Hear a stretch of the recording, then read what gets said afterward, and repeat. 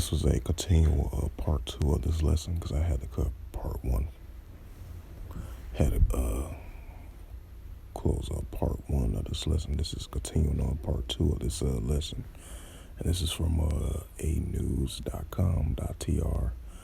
As I was continuing from part 1 of the lesson, this is part 2, as we definitely been seeing the clashes taking place over there in Libya. As I mentioned again, even though we're so used to seeing clashes over there in the Middle East, and this is Tripoli clashes widen overnight and worse fighting this year. And it says two most forcible armed factions in Lebanon capital engaged in intense clashes across various districts from the overnight until Tuesday morning.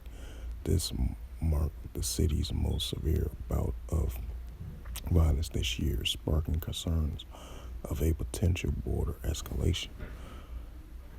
Bring up that 2nd Ezra chapter 9 verse 4. And therefore, when there shall be seen earthquakes and uproars in the people of the world, right? And as I've been mentioning in part 1 of the video lesson, and this is continuing on in part 2, as I mentioned before, the uprisings and the seditions and tensions and escalations that we've been seeing in the world. We've been seeing protests at an all-time high. We've been seeing escalations and tensions and the uprisings and the uproars in the people in the world, now so more than ever in the year 2023. And this is, go to the next verse. And this is 2nd Ezra chapter 15 and verse 16 of the apocryphal books of the Holy Scriptures, and it reads, "For there shall be sedition among men, invading one another. They shall not regard their kings nor their princes, and the course of their actions shall stand in their power." And this is the book of Luke, chapter 21, verse 25, and it reads, it says, "And there shall be signs in the sun and in the moon, and upon the earth disgrace of nations with perplexity, and the seas and waves roaring."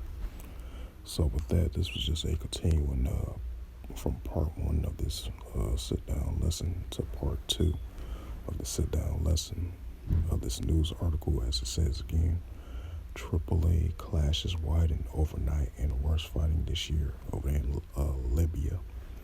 As you've been seeing, escalations been stirring up for the past couple of days or so, as it been intensifying. So with that, hopefully this lesson was edifying from part 1 through part 2 of the sit-down lesson. And I'd like to give all praises and glory and honor to Yahweh Ba'Shem, Yahweh Shai Ba'Shem Akarkadash.